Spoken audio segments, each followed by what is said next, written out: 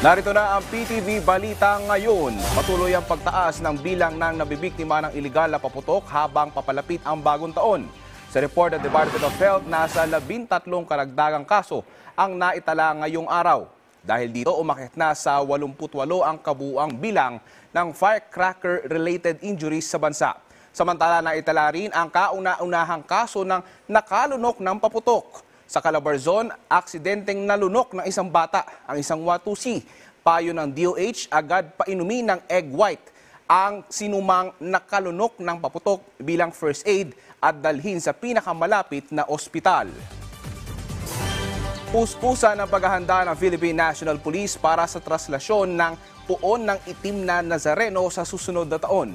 Ayon kay PNP spokesperson Police Colonel Jean Fajardo, nasa 16,000 pulis ang ide-deploy sa naturang aktibidad. Pero posibleng madagdagan pa ito habang patuloy ang ginagawang paghahanda ng mga otoridad.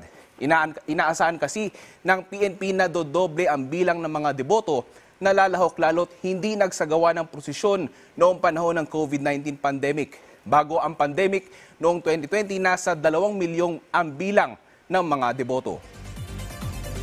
Definitely there will be some adjustment with respect to security preparation dahil habang nakikita po nila na dumadagdag po yung tao, ay uhugot po sila doon sa reserve force po natin. So yung regional headquarters po ng NCRPO and other adjacent regions po will be providing a reserve forces to augment po yung NCRPO if the need arises.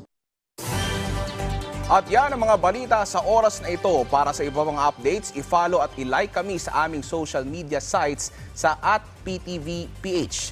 Ako po si Daniel Manalastas. Magandang hapon.